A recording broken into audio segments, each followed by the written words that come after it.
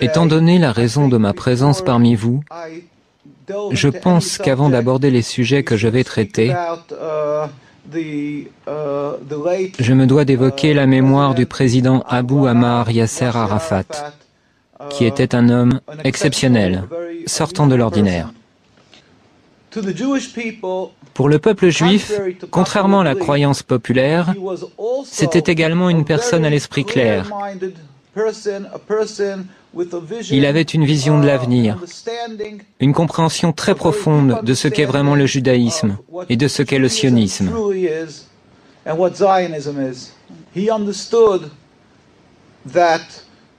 Il avait compris que le judaïsme est une sainte religion, plurimillénaire.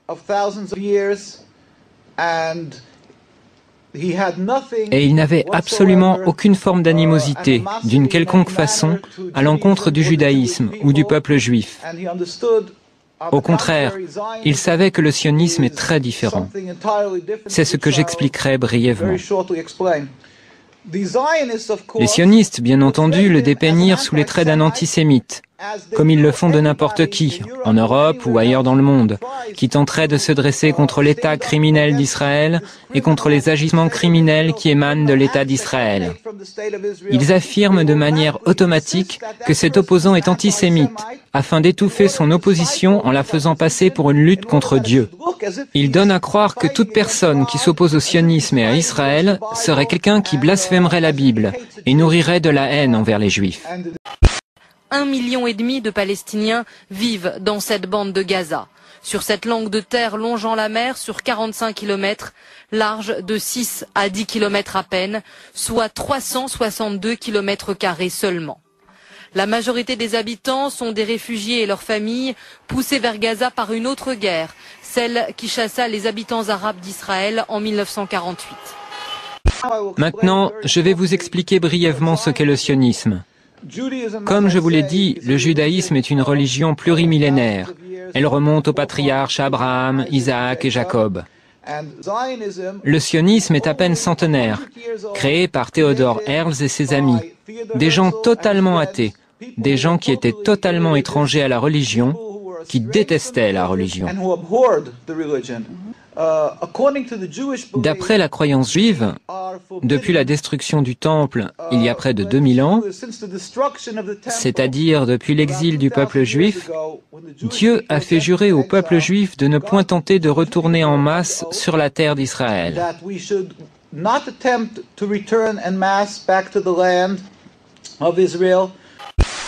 Le 14 mai 1948, à Tel Aviv, David Ben Gourion proclame la création de l'État d'Israël.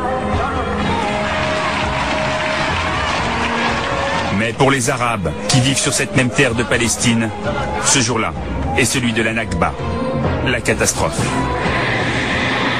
Fuyant les combats ou chassés par l'armée sioniste, plus de 700 000 Arabes quittent le pays.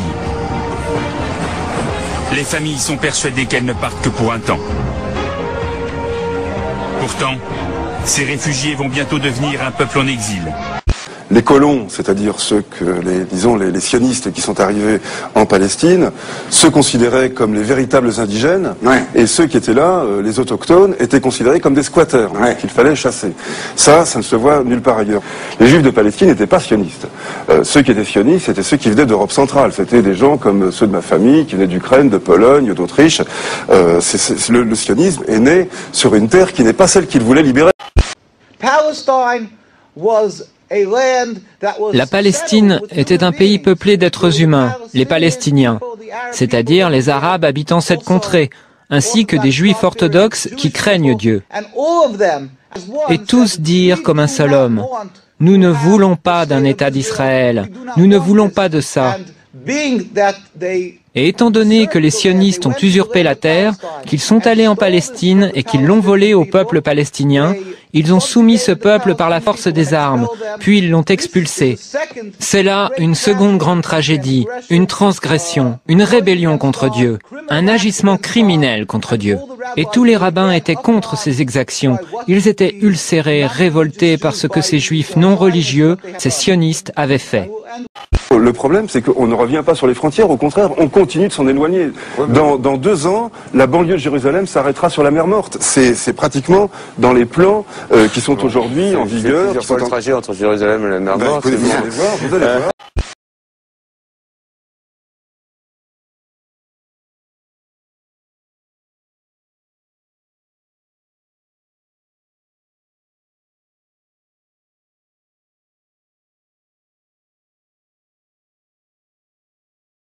Le conflit israélo-palestinien s'est exporté en France, où, dites-vous, il y a cet intolérable chantage. On ne peut plus critiquer la politique israélienne sans être taxé d'antisémitisme.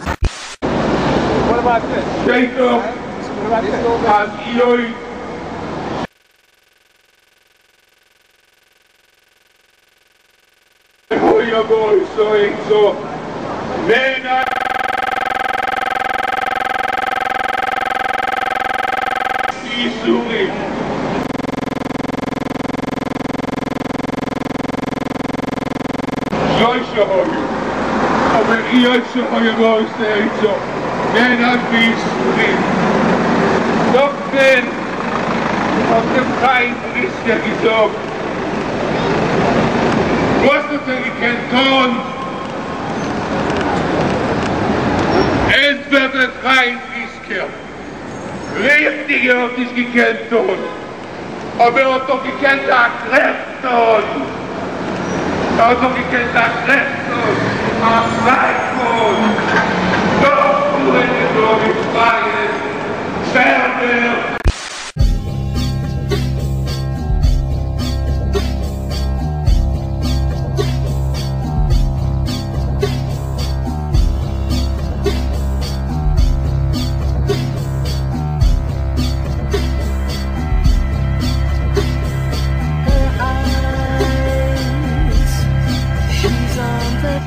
Israël bafoue les résolutions de l'ONU depuis toujours, a chassé les Palestiniens de leurs terres.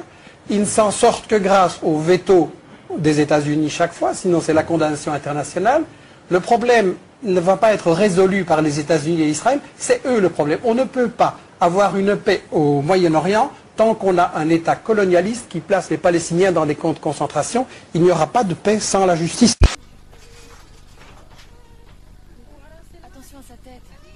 N'avancez pas, attendez. Allez.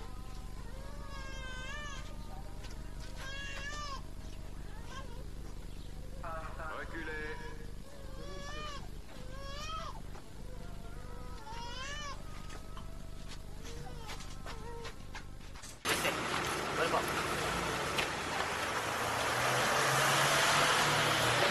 Igrizi. Ma jolie, attends un peu. D'où es-tu? De Jérusalem. Tu reviens d'où? De l'université. L'université? Tu as des papiers? Montre-les-moi. Qu'est-ce que tu étudies? Le commerce. Tu étudies quoi? Le commerce. Quoi? Le commerce? Tu feras quoi après la fac? Je sais pas. Regarde cette vieille dame qui cache son visage. Tu vois celui-là? Tu sais qui c'est? Leonardo DiCaprio. Qu'ils aillent tous se faire voir. Les Juifs sont les meilleurs. Revenez dans 1 ou 2 heures. Si vous essayez de passer maintenant, vous serez arrêté. Revenez dans 1 ou 2 heures.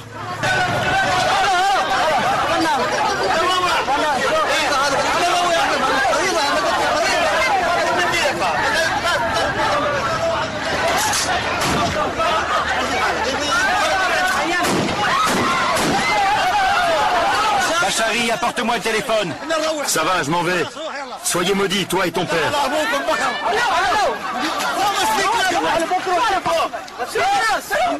Allez au diable. Vous n'êtes que des animaux. Je vais lui briser les os. Le premier à avoir tiré sur les ordres de Téhéran. Laissez parler les autres. Nous sommes plusieurs ici à avoir quelque chose à dire. Moi, je veux relayer la pensée forte de mes amis israéliens Mikado, Michel Warshawski, Amira Haas, Gideon Lévy, qui disent le gouvernement intérimaire israélien actuel ne veut pas la paix. Et c'est ça qui est grave.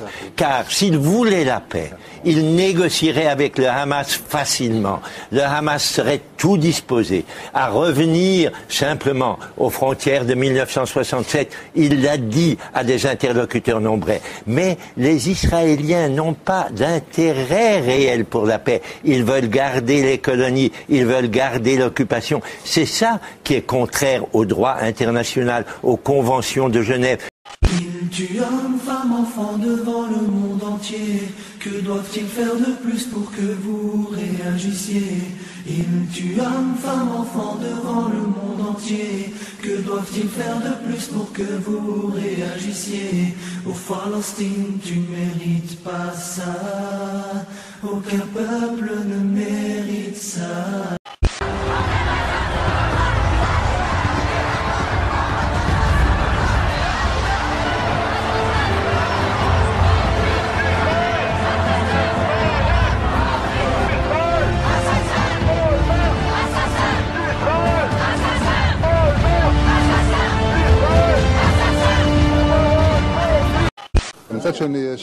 On a peur, c'est naturel. On laisse notre famille à la maison, mais c'est pour le bien du pays. Il faut faire cette guerre, on n'a pas le choix. Bonsoir, bienvenue sur le plateau de Ce soir ou jamais, où l'on va débattre de la guerre à Gaza. D'abord, moi je ne parle pas de guerre, parce qu'une guerre c'est entre deux armées, il n'y a pas d'armée à Gaza. C'est aujourd'hui du massacre, un carnage. Et ce propos-là, ce terme-là, il vient de l'intérieur d'intellectuels israéliens qui parlent de carnage et qui se sont réveillés aussi. Et donc c'est pas une guerre. C'est pas une guerre. Et quand on parle de trêve, quand on parle des 6 mois qui se sont passés, il y a des conditions qui sont liées à la trêve. Et l'une des conditions, c'était de lever effectivement le blocus. Ça n'a jamais été fait. Les gens étaient... pendant 2 ans, il y avait la famine. Et quand on parle de trêve, c'est avec des conditions, aucune n'est respectée. Le problème que l'on a dans toutes ces discussions-là, c'est qu'on va prendre un missile, une roquette, c'est pas la même chose, même en anglais, sur Israël, pour mettre en évidence qu'ils attaquent et donc on se défend. Ce propos de la victime, ça suffit. Parce qu'aujourd'hui, il y a un agresseur et il y a une population civile qui est exterminée sous nos yeux. Et donc la deuxième chose que je vais mettre en évidence, c'est pas le 24 ou 23 ou 25 décembre. Dès le mois de novembre, 4 personnes du Hamas à l'intérieur sont tuées par l'armée israélienne. C'est en novembre, c'est donc avant la fin. Et jusqu'au mois de novembre, il n'y a pas d'intervention de la part des forces même du Hamas de l'intérieur.